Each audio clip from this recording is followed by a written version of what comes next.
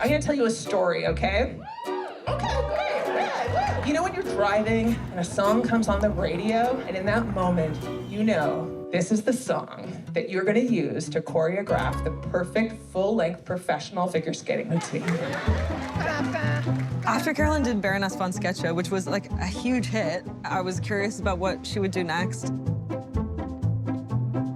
So I'm choreographing a professional gold medal level figure skating routine to Whitney Houston's I Have Nothing. Wait, so you're a choreographer? I'm not a choreographer.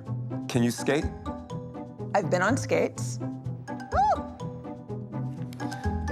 She's a dreamer, but her dreams are really weird. It's like when skating and music come together. You know that? Do you have a team with you to help you? Yes. Or you have a team? I've got Zach and Allison in there, and I've got Kev. Carolyn Taylor, your life was changed by a song on the radio. Yes. And your career.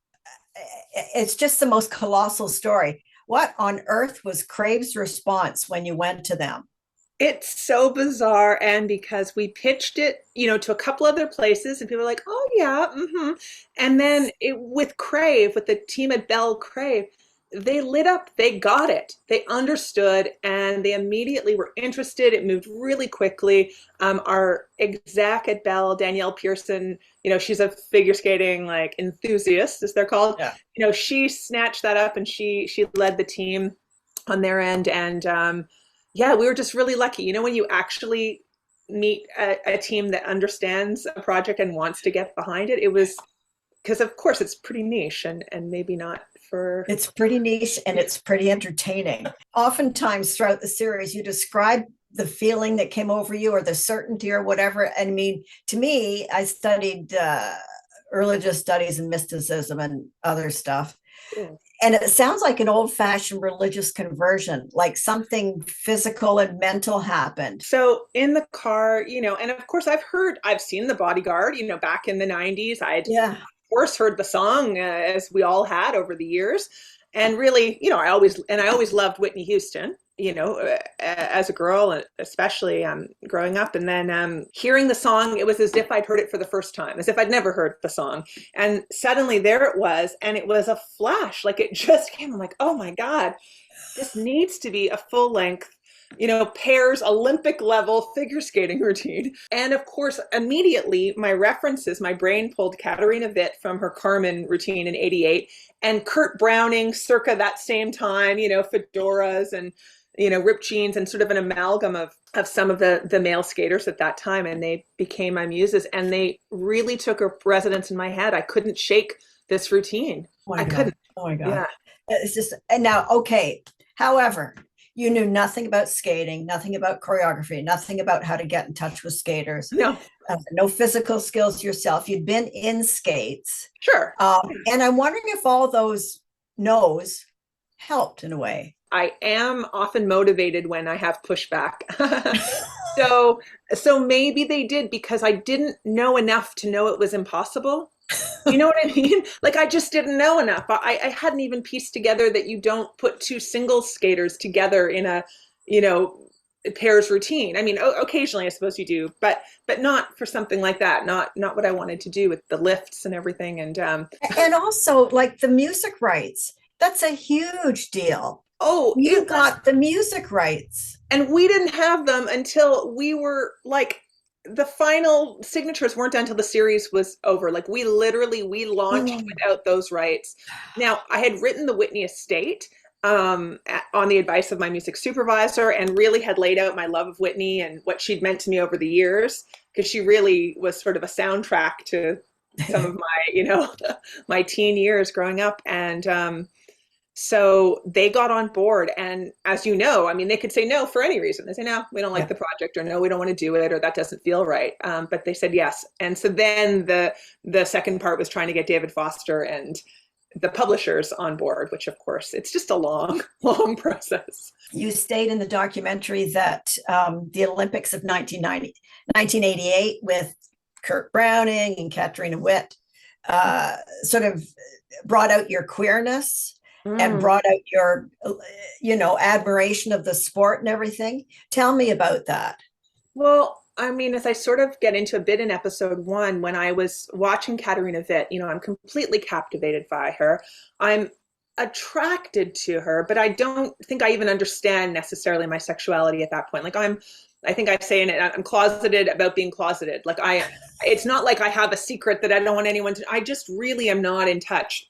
And yet I should have pieced it together because I'm like, oh, I must watch her. She's the most beautiful, you know, woman I've ever seen. What an appearance she had with and that the dress artistry and the makeup and you know, the storytelling and you know, the gender representation, which of course, you know, we deconstruct later in the show. And at that age, at 14, I'm not thinking in terms of gender construction and of course, you know, things like that. But yeah, I was really fixated. And the Battle of the Bryans, like it was the figure skating that just I couldn't escape. And of course, watching Gordieva and Grinkoff, the best pairs figure skaters of all time, I would say. They're so great in the series. Sure. Now, your great dear friend Mae Martin, who is sort of your Greek chorus, she goes along this journey with you. They, them. Their pronouns are they, them. Yeah. Okay. Well, they said, this isn't a joke. This is not ironic. This is real. And I think you were hurt by that. I saw it in your face and I was hurt for you. I love that you call them the Greek chorus. I think they would really like that too. It's true because I think something I really grappled with in the series was my, you know, as a comedian, I like to have a critical distance. So you're observing something, you're commenting on it, you're assuming a character, and you're sort of pointing fun or reflecting back, you know, society to itself potentially in satire.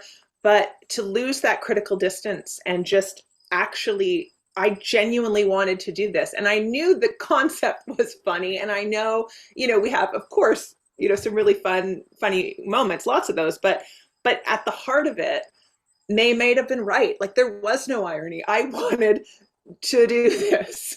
And that is the most vulnerable of all, you know, to actually say, no, I don't want to construct a fabricated story. I'm not looking to do that. I'm looking to actually see if this is possible and see if it can become a compelling story at the same time.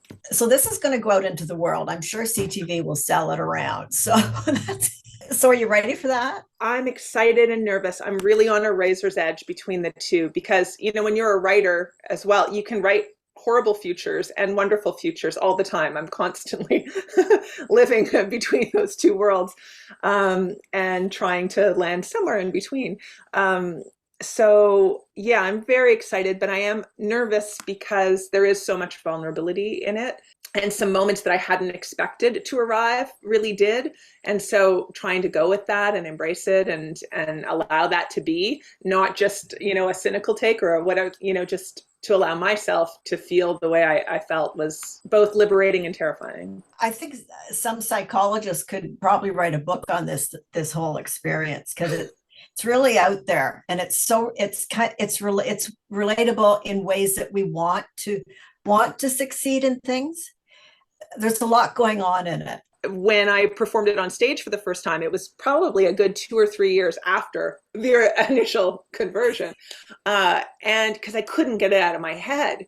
And I'd been asked to do stand-up at a show, book launch for Queer Play. And I wasn't inspired by doing stand-up. I'm like, oh, I have nothing to say. I don't know. I don't have any jokes. I'm not really a stand-up. I can do it, but it's not, you know, my strength necessarily.